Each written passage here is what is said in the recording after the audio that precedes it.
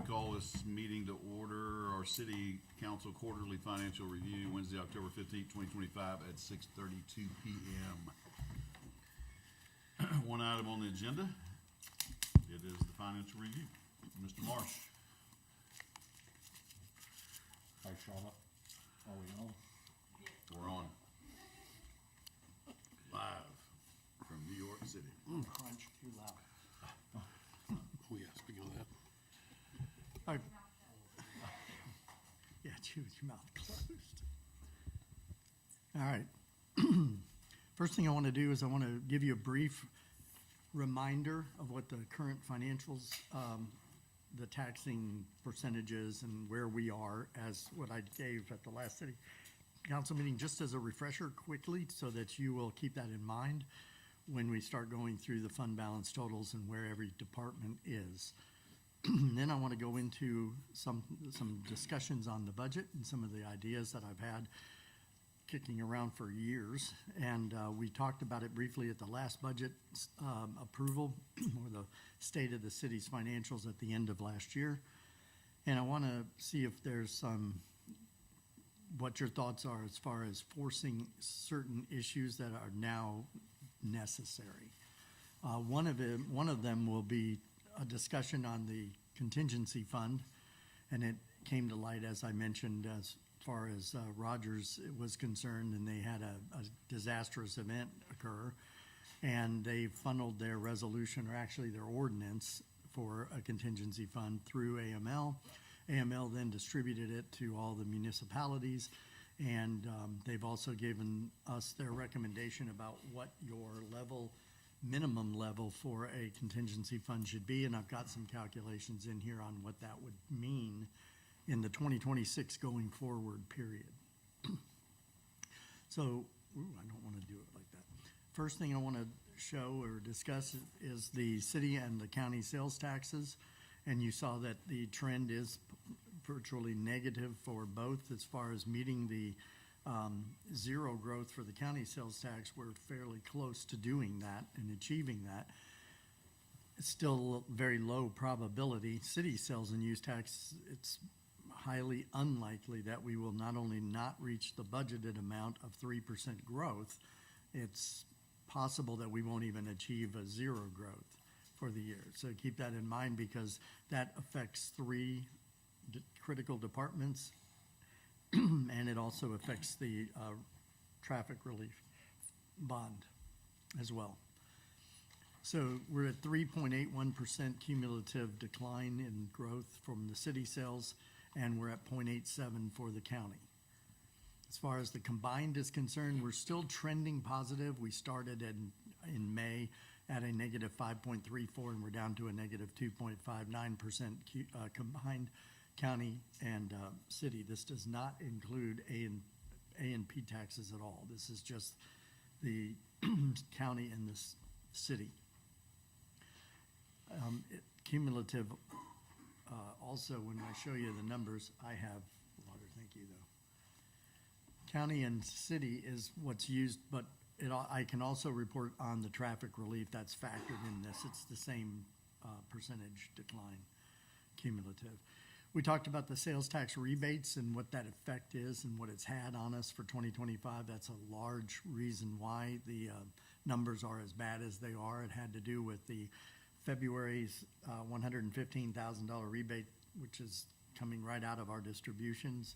And then you have September, which is the period that we anticipated from the June 30th remitters, as far as tax remitters are concerned, fiscal year ends. I'm kind of hopeful that October won't show another large rebate, but that's yet to be seen, and we'll see that at probably around the 24th to the 26th. As far as the amount of sediment and what the citizens are doing cumulatively as far as taxable sales are concerned within the city limits of Greenwood. This is all Greenwood based, and it has nothing to do with any other city and or the county. This is just Greenwood sales. When you add back the rebate and the audit adjustments, we're still down 0.84%, and that equates to about a $1.3 million swing decline from 2025 to 2024, same period in retail sales. So factor out the noise from the rebate and the audit, we're still showing a decline of almost 1%. And advertising and promotions, there was a 24% increase, as I showed you at the last city council meeting. And that's still, though, even with a 24.12% same period, September over September, our cumulative is still down 5.73%. As far as the A&P tax is concerned, you see this shift now is there is a little bit of a decline going down. There's a lot of economic indicators that suggest that the people are moving away now from even the fast food, and they've already shifted away from a lot of the retail, not retail, the restaurants where you sit down, the sit-down eateries from Fort Smith. But I'm talking to some of the people that actually own those kind of restaurants, and they're saying it's hard right now. So don't know whether that's going to change anytime in the near future, but I just wanted you to know A&P tax is also down. And if you look at the trends again for 21 to 23, you see it's a positive trend, but you start seeing in 24 to 25 the decline.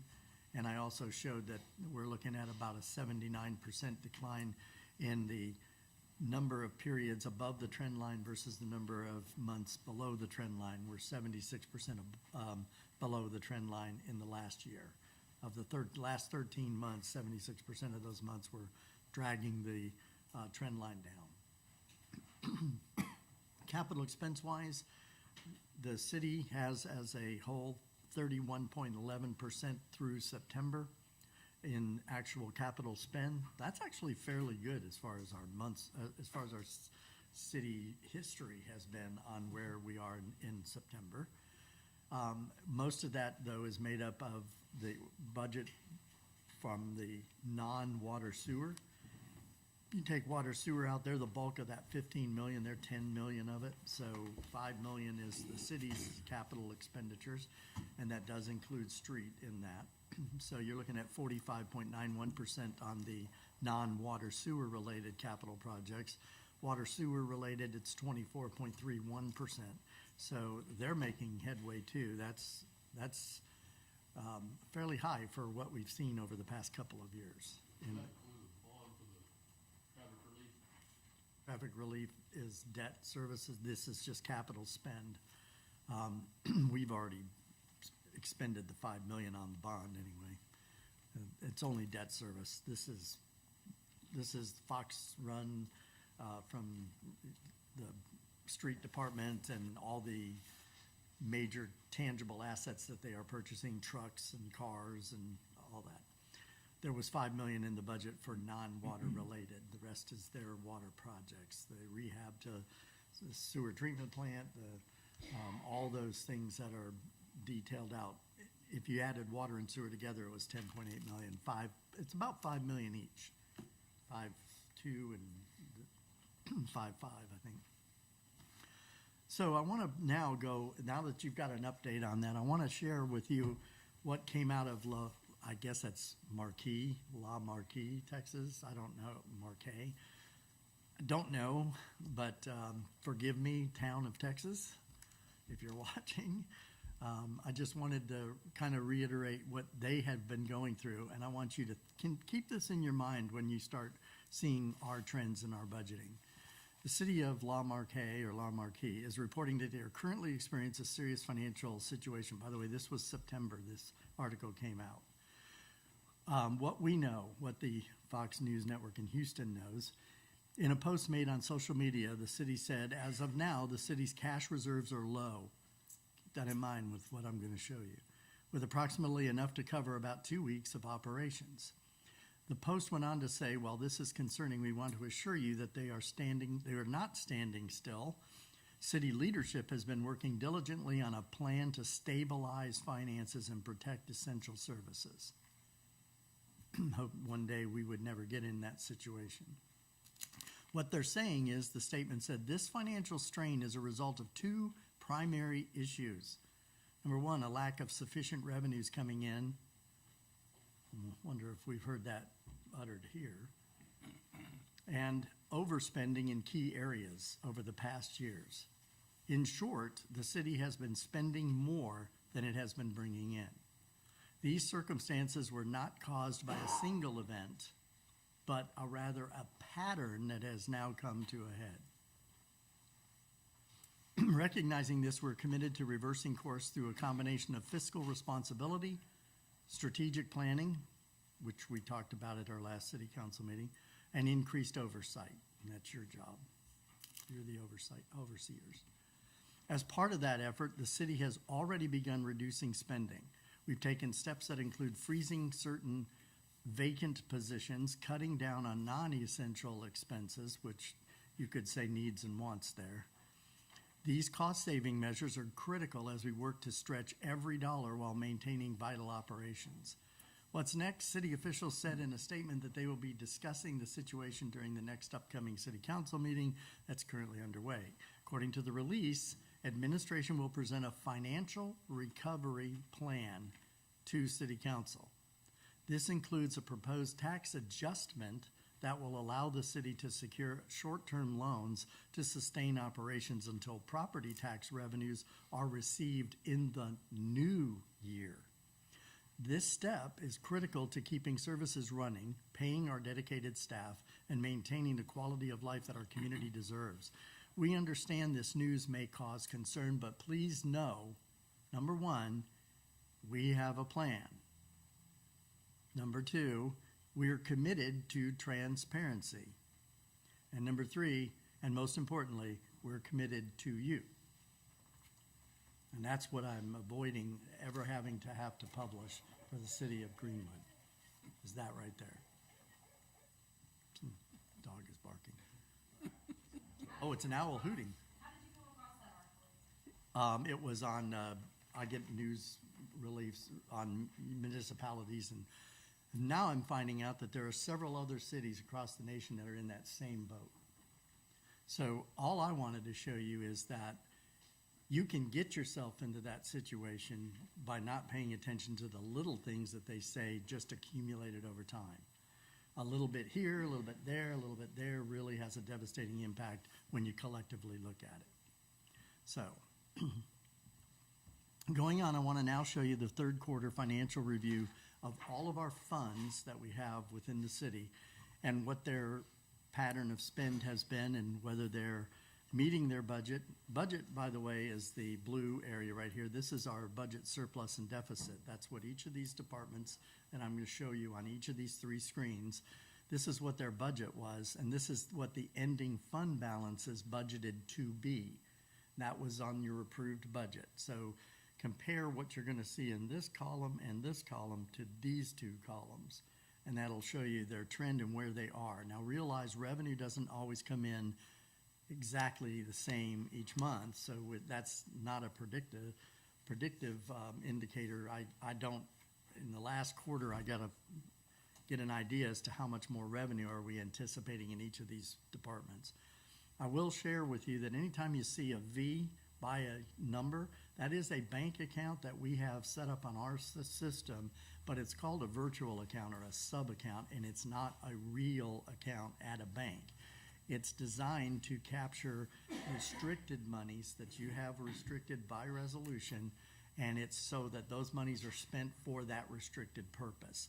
So that's why they're listed there with a V, but realize that if there's an overspend like this one down here for the city sales and use tax parks, they have a deficit. That deficit is able to be made up collectively by the unrestricted general funds or by some other revenue stream means. But realize that that is their 9-month deficit right now, and they do have other revenues coming in. Most of their park, city sales and use tax park stuff is routine maintenance. I think Steve mentioned that when you talk about your tax and you say, let's go out and buy a new playground. Well, you've got to also realize that that tax is designed to help maintain that.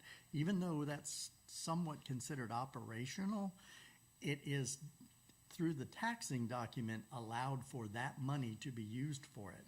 Keep that in mind because we're going to talk about whether there's a shifting going on to move taxable expenditures to general unrestricted funds through the O and M, and I'm gonna share that with you in a little bit. So the admin of justice, this is the beginning balance that we started the year with. This was, they brought in $4,800, they've spent $4,100, they have a surplus of $729. They're doing really well because they budgeted to be negative. And realize there is this is a large balance for them to have in that account. And we took the 1% tax away from them in order to give it to sidewalk because we're spending that $59,000 down. And yet we thought it would be at about a clip of about $5,000 per year, and it ends up, they really have a surplus. They may end up, depending on the jail's situation, with a little bit of a deficit at the end of the year, but I don't think they'll hit this, and I think they'll do really well. City sales and use tax fire, they have a right now, as of September 30th, a $228,000 surplus in that account. And that started the year at 1.2. Right now, their fund balance as of 9/30, going back to your balance sheet, you'd see it, 1.48 million. We're budgeted to have a $96,000, and by the way, this city sales and use tax account does include the debt service on the engine. And that debt service on the engine that engine pays off in August of next year. So they'll have no more debt. That engine will be free and clear. So their ending fund balance was supposed to be 1.3, and they're already exceeding that now. Now, I do know that a lot of your expenses you have come in the last quarter, so you're, Not too much. The money pumps, radios, and then what's left in the credits. Do you have the 150 for the task for those packs, air packs? do I have them what? Did you? Is that included? That's not this budget right here, no, I didn't, Our air packs that we had. yeah, I think I did record that. But that's in the budget side. My point is you're very healthy in that account. The lot fee, $80,000, $204,000 is what's actually the revenue that we was able to bring in into that fund, that virtual account.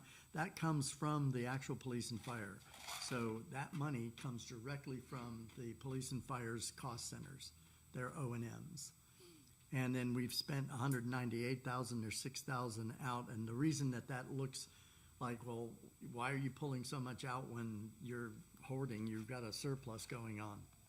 And that's because for about 4 months, let's see, July, August, September, October, for about 4 months, there is a dollar amount that's given through the state to help offset and defray. And so the amounts that we pay are like nothing for the 4 months because it's offset systematically by this grant that's coming to each of the municipalities to help that. Now that can go away, that amount that they give us, which I think is about $113,000 for the year. The problem with that is that number will go back to its normal $14,000 to $15,000 payments for the police, and then $5,000, I think it is, for the fire in the next 2 months. So that number will go negative, and it will start paying down that lot fee. We try to keep a little bit of a reserve there because lot fee changes every year. Right now, it's gone up to 26.5% for the contributions that the city has to make, and the volunteer or the part-time people. You have one and you have several. That's $26.50. I think it went up 50 cents from last year per volunteer per month. As far as the parks is concerned, all of these are the virtual accounts for parks. There's only a couple. This pavilion deposit checking is not something that's budgeted. That's because all we're doing here is giving back the renters' monies should they be in good standing. So this is the amount of money that we've collected this year in deposits. This is the amount of money that we've refunded back. So we've refunded probably because the deposit was in this beginning balance. It was for renters that rented at the beginning of the year. or at the end of last year, and their event wasn't until now, so they're always will have that happen. Right now, we're holding 6,375 in deposits for individuals that have events scheduled that haven't occurred yet. So that's why it's on there. It's part of what they have to manage, but it's not affecting any of our resources. Parks A&P Grant Fund, 71,000 came in at the beginning of the year. This is correct. We had zero. They not only spent what they had, but they had to go and have 5,000, I think it was. It was a large dollar amount that they operations had to cover for that. I think city sales and use tax. And the reason they did is because the funding wasn't there from the A&P. That $71,000 revenue this year, 58,000 has been expended. They have 12,994, but their big event is coming up. It's in November. It's the Fall Festival, and those expenses haven't all hit yet. So the revenue stream is the 45%. So they were budgeting about a $7,000 carryover, which is a lot better than the zero that they had. And there's some projects that haven't been even done because of the funding issues. As far as the splash pad is concerned, the budget was for zero. It looks like right now they came in under what was anticipated needing. So that 115,000, if that pans out and there's no other bills coming in and we've satisfied all the debt service, not the debt service, but the liabilities that are out there for people, the vendors that have bills, whatever's remaining in that will go back to the city sales and use tax parks. And that's because the city sales and use tax parks funded about $600,000 out of their monies. That'll go back to that 125,000 will be wiped out from that transfer back. Because eventually this this park splash pad will be zero because it's all done. Well, that was just to track the spending. As far as and the debt service is in city sales and use tax, just so you know. Advertising and promotion, they started with 58,000. They're down to 34,000 as of a 9/30 ending balance, but that doesn't tell you the whole story. Their deficit is budgeted at zero because they're supposed to grant out everything they get. Their balance won't be zero, and that's because they have committed funds that haven't occurred. So those checks haven't been written yet. And I think it was 19,000 that you had in committed funds as of your last meeting. That would come out of that number. Now let's go to the street department. Street does advertising, by the way, the bold numbers, those are real bank accounts. Those are at the bank and those cannot go negative. Those have to be, we don't overdraft those. This 12,004, this is the street fund. That's all they have. They have street checking, street fund. And the two virtuals under that are the city sales and use tax street and sidewalk.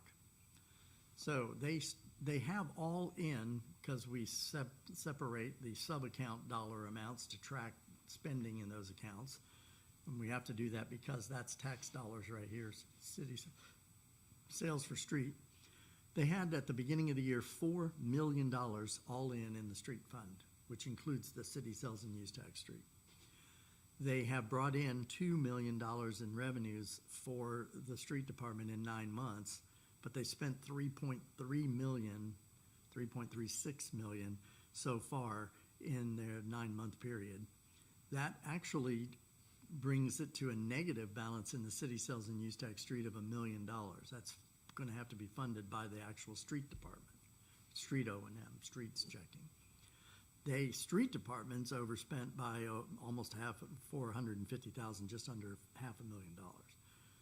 The only one that's fared fairly decent is the sidewalk department, and that's because street funded them $150,000 under the budget for the sidewalk projects and various other things that are happening within the city. So when you take the deficit of 1.3 million right now, they started with 4 and they're down to 2.6 million in that fund. Now they were budgeted to be down 2.1 million and their ending balance was 2. They are real close to achieving that right now. So And now let's go to the water sewer department. Now there's sewers first and then water. There's only one O&M account for sewer. There's one O&M account for water. And then there's the city sales and use tax water sewer account. Those are the three main accounts. We do have a water systems revenue account, but that just gets transferred, and there's timing differences in that. You collect it in one, you bill it in 1 month, collect it in the next, and transfer. So we're a 1 month lag in getting the revenue recorded from the previous month. So the end of September was actually transferred in October, and the end of October will be November. The sewer department had 9 months worth of revenue. The sewer department started with that sewer fund at $242,000. That was their balance. Now, that's actually good. It was the first year, last year in '24, that we didn't have to cash manage them, because that initial rate increase based on volume really brought in some revenue to them that we didn't have to take city sales and use tax and provide a cash infusion to them. The 9 month revenues brought in $2.1 million, but a little bit of that is transfers from the city sales and use tax in order to cover capital. Because they spend all their capital, all their expense comes out of the operations side. City sales and use tax only transfers money to those accounts each month after the spend. So 9 months worth of expenditures is 1.6 million, and that includes the capital.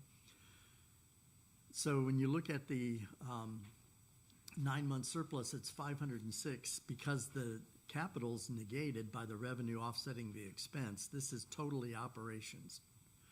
So their ending fund balance is 748,000. Very healthy. And that is the result of the 9 months worth of the second phase of the rate increase, which was a fixed rate. So when you look at the budget, we budgeted 363,000. We're doing fairly well, and that number's going to farther exceed that. We budgeted a deficit rather, for the water operations. Water operations, same story. They started with 827,000. It's one of the first years that they were actually below $1 million. And they're right now at 959,000. They're catching up. They've got now a surplus of 131,000. They needed that second fixed raise or increase in the rate. So when you add the two together, they have a surplus of 638,000 through 9 months. I expect that to be somewhere under, just slightly under $1 million. Now you say, whoa, that's a surplus for a year for them? Well, why are we paying the rate so much, so high? Well, that $1 million is going to be parsed out at the end of the year to the various restricted reasons why the rate's there in the first place. One is going to be for funded depreciation. One's going to be for contingency fund. Those are going to be isolated at the end of the year. We'll come back to you to set up those accounts. And the percentages that was in that fixed rate will be calculated, and those monies will be moved to isolate those for the contingency and for the funded depreciation, so that when they buy a piece of equipment, they have the money set aside for it. Because they're already planning, when they buy things now, that rate is planning on the capital spend to be funding the replacement of those items. That's why we call it funded depreciation, or replacement reserve. That's another term you might hear. So they're doing fairly well, except when you come to the city sales and use tax, water, sewer. Now, had they completed all of the projects that they were supposed to be, closer to 100%, then their actual deficit would be $8.5 million. And that they would be, their fund balance, because you started with 5.5, that they would have overspent by 8.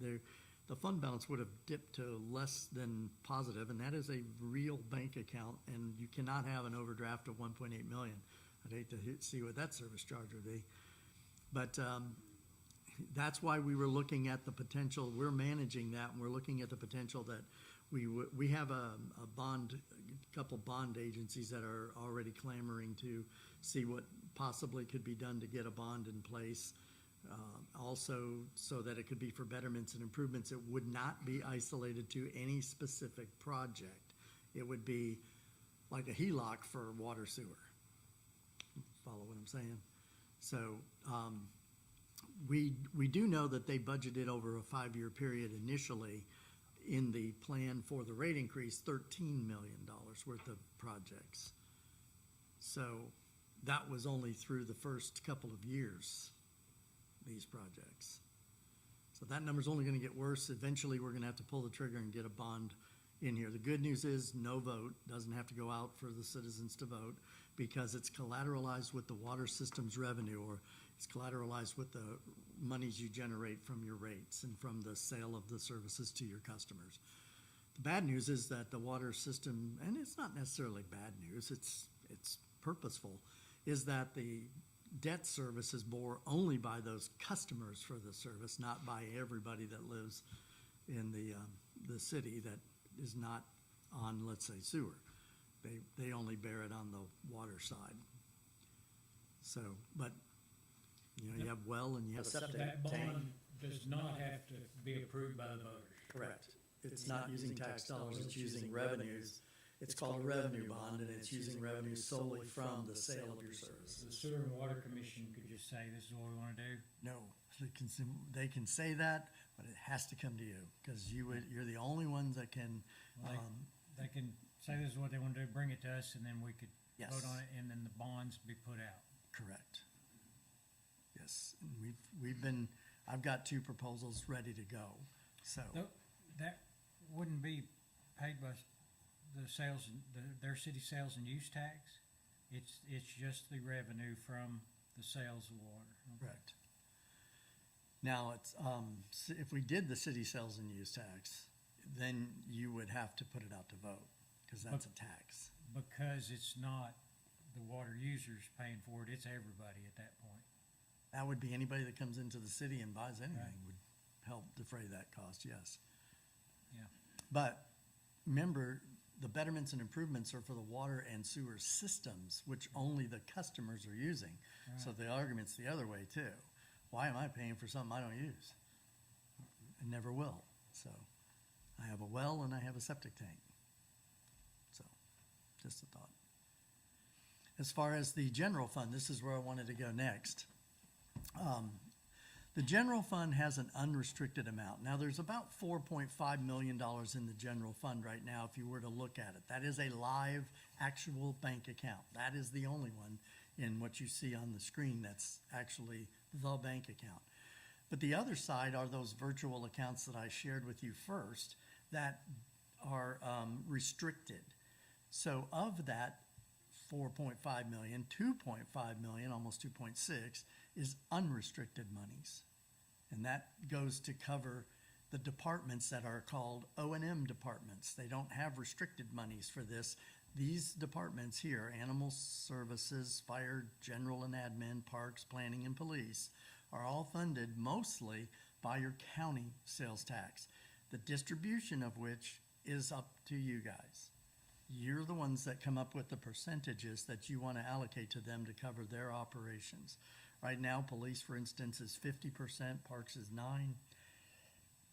A sidewalk gets a distribution, but it doesn't impact this, and that sidewalk's 1%. All of what comes in for county sales tax that is after the pre-distribution amounts are taken out, get segregated into most of these departments. All of those departments get a county sales tax. So when you see fire department, this is not the Act 833, it's not the city sales and use tax fire, those are separate funds, and those are isolated. This is just to operate their operations. It's not for a truck, it's not for the building, it's not for hoses, it's for whatever they need to pay for salaries and for salary-related stuff and retirements and all of that. That's specifically stated in your taxing document that salaries and wages are not to be paid and used from the city sales and use tax. So this 9 months, there it is. It goes away and it won't come back. This $2.5 million, so far, the revenue to the unrestricted account generated by these departments, this is the distribution, so you can see the $3.3 million breakdown.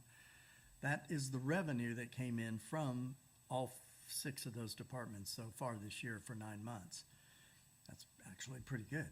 The 9-month expense, however, has outpaced the revenue stream by 3.8 million came out of the general fund. So that's going to be a deficit or a depletion from this by 512,000, and you see which departments it came from. Most of that 500 came from the police department and from the parks department. There's the two deficits that achieve that 500. It's obviously it's only 500 because of the ones that are contributing positively so far. The general fund, however, I'll just share that with you. The way you look at this is that their deficit and surplus, their surplus is 67,000 as of September 30th, but the budget deficit surplus is a surplus of 196,000. Highly unlikely in the next 3 months that I think they'll achieve that surplus. There's been a lot of budget changes too that has happened, and but we're watching this. This is a moving target. This number changes every time we do a check run, and every time more revenue comes in daily. So this number is not going to be a meaningful number really until the end of the year when we finish the books. And then you can see where they actually ended up. Now I want to share with you the consolidated. Now this is only a consolidated number for the accounts that I've shown you on these three screens.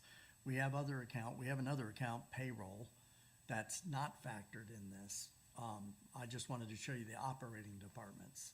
So from the operating departments, we started the year at 15.8 million, realized that we really started with about 16.9 with all accounts and all funds in. We had 9-month revenues of 19 million. We had 21 million in expenses. That's $2.7 million deficit. We're down at the end of 9/30 for these departments to $13,169,000. We're budgeted to have a deficit. This too should be 11.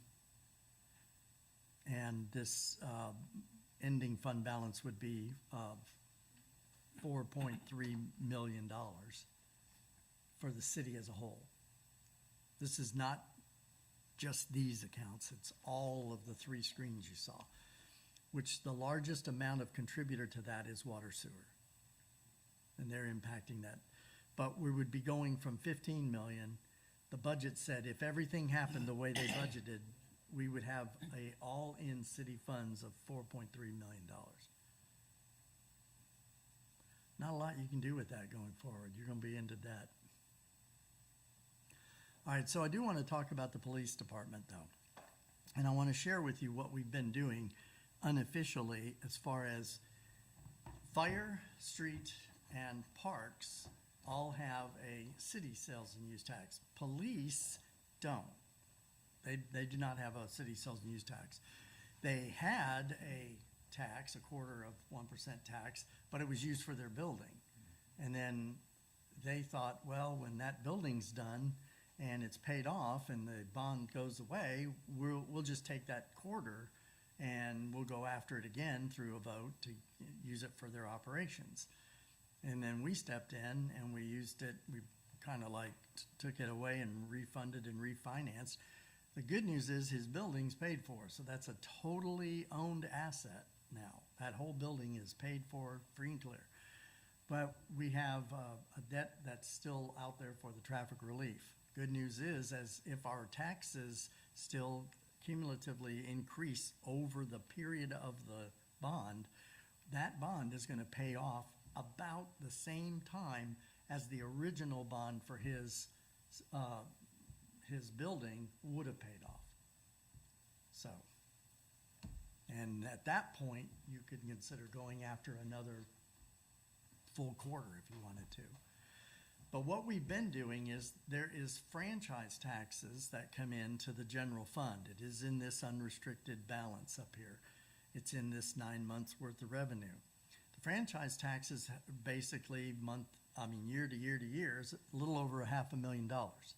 And that happens to be about the same amount as all the other three departments' quarters is about $500,000 a year. So if you were to take the franchise tax revenues and you were to go to the police department's revenue side and add it to it, that's what the real revenue is. And now you can see what truly the general fund is being asked to supplement. Because now we've given them revenue that equates to a city sales and use tax. We don't officially put it on their books because it technically is general, but all of this spend and revenue is general.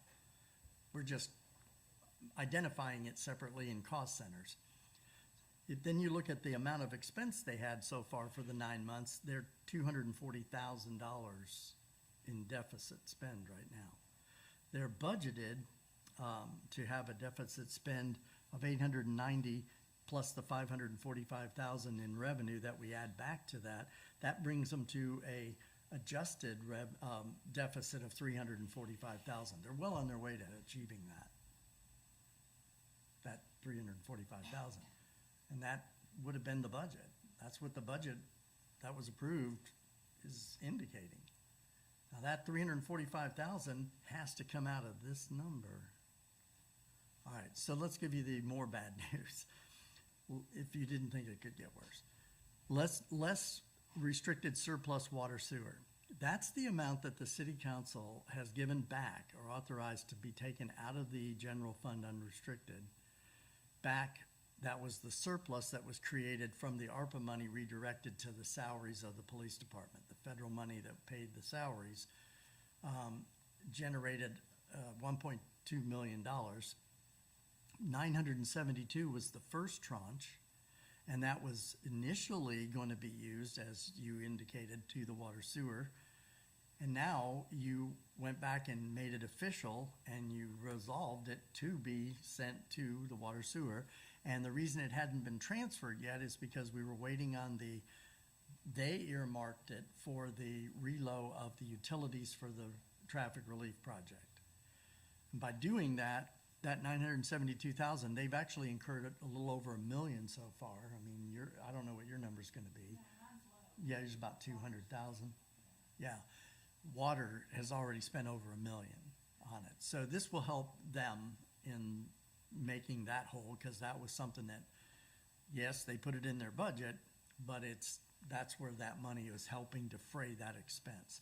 So when you do that $2 million right now as of 9/30 is now down to 1.1 million. This is where you were budgeted to be at, because we'd already in the budget for 25. We took out that 972, and we did show you on your budgets that you are now looking at an ending fund balance of 997,000. And right now your deficit is 794,000. It's looking promising that you're gonna probably be under 997,000. I set $1 million as your contingency fund. I said I don't want to see that dropping below. Whenever we have meetings with bond rating agencies, and you and I are on those calls, and know that I believe you are on the call too, they always ask the question about, can you talk about your contingency plan and your contingency funding? Well, to say, well, we don't have one, and we don't know what our what's a contingency? That's not good. So what we say is we have all the 8 funds have contingency numbers that we've already achieved. We say we've got $1 million in the general fund put away for contingencies, and that's that $1 million that I don't want you dropping below. The point is that when you get a contingency fund, you don't have to keep funding it as long as that number is still adequate based on a formulary that I'll show you in a second. And if it is, then you don't fund it anymore, but you don't dip into it unless it's truly a contingency, which is the reason for your ordinance, which we're going to present to you guys fairly soon. That is modeled after Rogers, which gives you the ability to spend that money, not the individual departments. Because if they did it, they would spend it however they wanted to, and it's your ordinance, and you're gonna dictate it.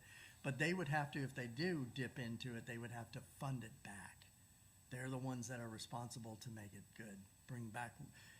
It's like, okay, we'll give you a loan. Hey, Dad, can I borrow $20? I want to take my daughter out. My daughter. Yeah, that's in Arkansas, right? I want to take my girlfriend out on a date, and I'm broke. okay, here's a 20, go to the movies or whatever. It'd be 30. Bottom line is, that's what's happening, but dad says, here's money, but next paycheck, I want it back. And that's basically what the contingency fund is designed to do. You spend it, but you have to pay it back. And that ordinance will define how they do that.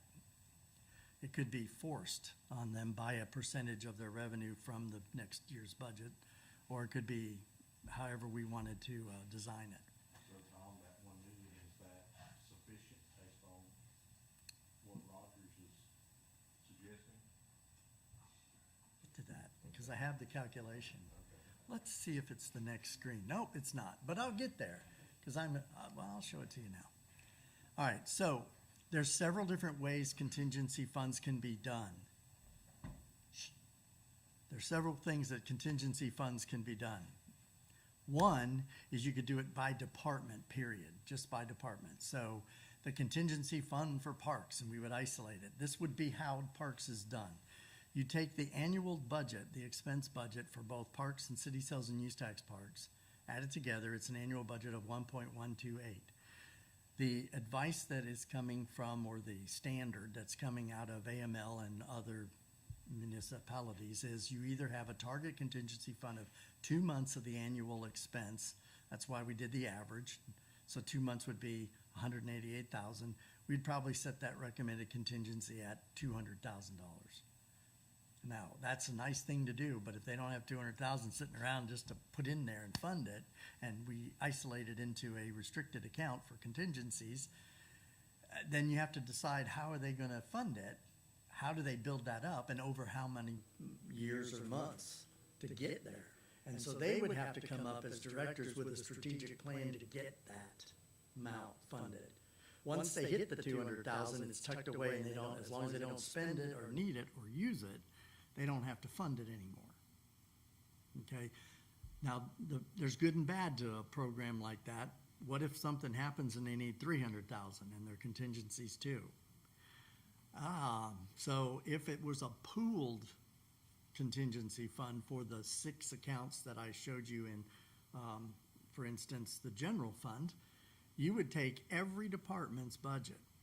Then you would do an annual. By the way, for these 6 departments, your 2026 budget right now is $6.3 million, just on those budgets as I have them today. Reason you see 25 here is this is now that's the current budget. I don't have them. We just got all the budgets in, and they're working on theirs now to get what the 26's budget number will be. So the average monthly expense is $527,000. This is going directly to your question, Ralph. The target contingency would be 2 months of the annual expense, or $1,055,000. I would recommend we set it at 1.125, so we got some work to do to get it up to that. That premonition that I had way back when was not just a number I pulled out of my hat. It's a standard. And that's 1.125 million. That's why I cringe whenever you go below $1 million, because now you're dipping into our unordinanced contingency fund. And if we do that and we do it really well, as far as the contingency is concerned, and we preserve that helps us in our bond ratings. If we don't, it will hurt us in the bond rating. That's the cost of borrowing, and I'm showing you down the road you're gonna need bonds. So, all right, so, I'll go back to what I missed. What you see here is each of the, I'm gonna touch the screen, I'm thinking it's gonna be up there, but it's not. I've gotta put a pointer.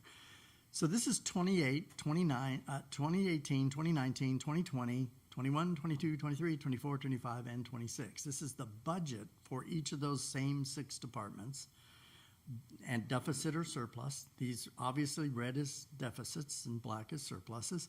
The actual surplus, that and deficit that we occurred for that year. Same for 19, same for 20. 20 was COVID. So keep that in mind when you look at this surplus. That's when COVID hit and everything stopped. I mean, we didn't do spending hardly anything. So that's a big reason for why that happened. And then you have the anomaly year of 2023. So I'm going to share a little bit of light on this because I'm going to show you this two ways. One, with the ARPA money being used to offset right here the police department's payrolls. And then I'm going to take that out, take that noise out and say, if we didn't have ARPA, this is what it would be. So here's your net surplus or deficit, 275, and we came in at a deficit. 242 came in at a deficit. I started pointing this out in 2019 that that's not a good path. That's not a balanced budget. Anytime you have deficit, you're dipping into your till to cover it. Our balanced budget's made up of monies that we have in savings, and you can't keep doing that every year. It's a bad practice to do that. So you have to live within your revenue stream, and I'm going to share why in a little bit. So here we had a pickup, and so that made me feel a little better, at least in 2020, because we stemmed the tide. The budget deficit was low. Theoretically, this should be zero or positives. 191 we came in, 400, 170, notice it dropped, and notice it dropped again. So here we were going again. We were achieving negatives. Normally, we'd only like to see a police department in the negative, and we know why.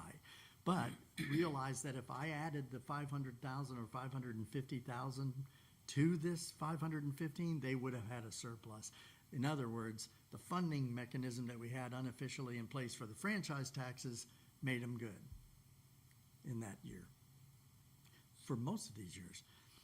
When you go to the last 2 years, when you don't take into effect, you consider the fact that ARPA's in that, we budgeted 338,000, we hit 179 and 24. We actually had 179 pulled right out of our unrestricted funds.